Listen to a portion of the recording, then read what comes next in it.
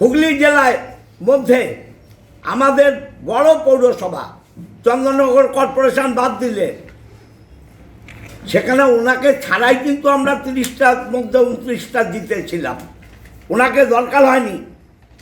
বিধায়ক এলাকা উন্নয়ন তহবিল এবং সংসদ এলাকা উন্নয়ন তহবিল, তাতে যে টাকা খরচ হলো তার একটা নেমপ্লেট করতে হয়। ভারতবর্ষের সাংবিধানিক আইন যে কত টাকা খরচ হলো, আমি একটা হাইমার্কস লাগালাম। হাইমার্কসের নিচে বিধায়ক এলাকা উন্নয়ন তহবিল অসিত মজুমদারের কত টাকা সেটা লেখা থাকে। আপনারা দেখুন তো, কোনো স্মার্ট ক্লাস বলুন, এই যে হসপিটালে কি একটা ওপেন করলো বড় করে, গেট মেট হাবি যাবি, হ্যাঁ, আপনারা মনে করে দেখুন ফ্লেক্সটার পেছনে টাকার অঙ্ক লেখা ছিল যে কত টাকা দিলেন? লেখা নেই। কেন লেখা নেই? এটা তো আইন, ওকে লিখতে হবে যে কত টাকা দেয়া হলো, লেখা নেই। হ্যাঁ, এবং রচনা আসবার আগে পর্যন্ত 2011-র পর 2021 পর্যন্ত চুঁচুড়ায় তৃণমূলের কোনো গ্রুপ ছিল না। রচনায় এসে মমতা ব্যানার্জির, অভিষেক ব্যানার্জির সাজানো বাগান আজ ধ্বংস করে দিল। ও মিছিল করবে এমএলএকে বাদ দিয়ে, মিটিং করবে এমএলএকে বাদ দিয়ে। ও বলেছে এক জায়গা, আমার কাছে আছে, যে আমি এমএলএ মিটিং মিছিলে যাব না, আমি যাই না, সাধারণত এমএলএ মিটিং মিছিলে যাই না। আপনারা প্রশ্ন করেছিলেন যে আপনি যাবেন।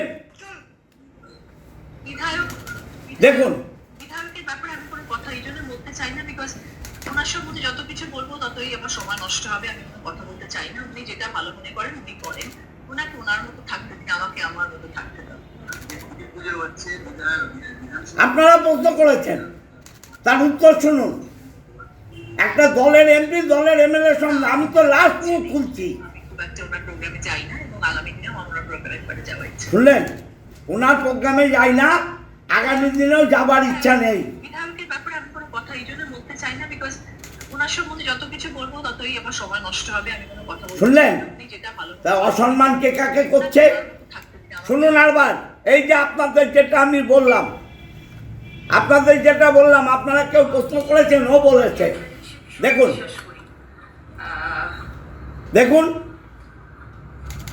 প্রার্থী ঘোষণা করেন, দেখুন, নতুন প্রার্থী হয়, তাহলে সে দিদি এবং আমাদের সুপ্রিম অধিকারী এবং অভিষেক বন্দ্যোপাধ্যায় প্রার্থী ঠিক করলে সে নতুন। আর যে এক্সিস্টিং প্রার্থী শুনুন মন দিয়ে কি বলছে। তাহলে সেখানে তার করবে মানুষের বিশ্বাস, আস্থা, ভালোবাসা। তারপরে সেটাকে সার্ভে করে আসবে। সেই জায়গায় যখন কেউ জয়ী হতে পারে তখন পুরোনো প্রার্থী আবার রিপিট হবে।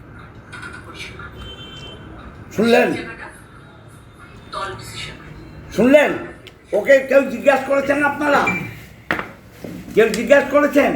উনি নিজে বললেন ওনার যত এমপি লাটের কাজ সমস্তই বার্ন স্ট্যান্ডার্ড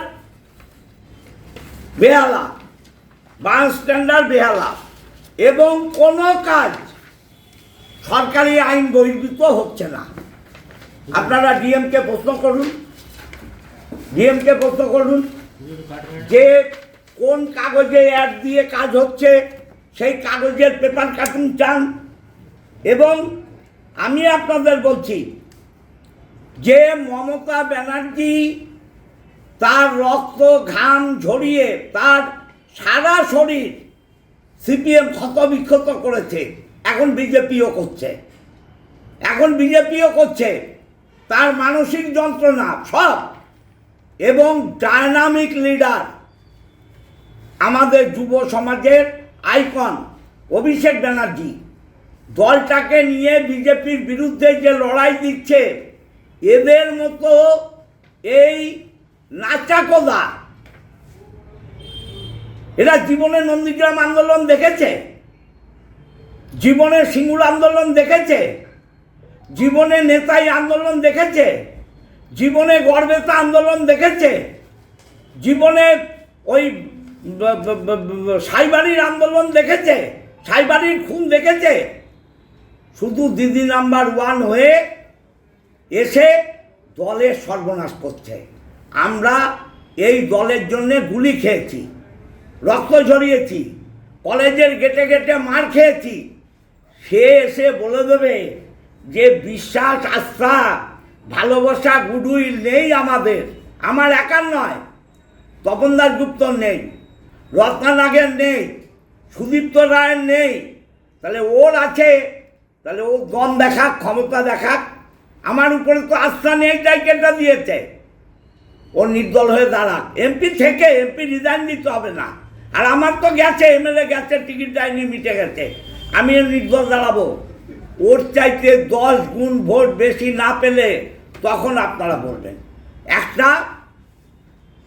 একটা মিথ্যুক মহিলা এবং দলকে সর্বনাশ করার জন্যে অভিষেক বন্দ্যোপাধ্যায় আর মমতা ব্যানার্জি সর্বনাশ করার জন্যে এরা জন্ম নিয়েছে, এরা বিজেপির এজেন্ট।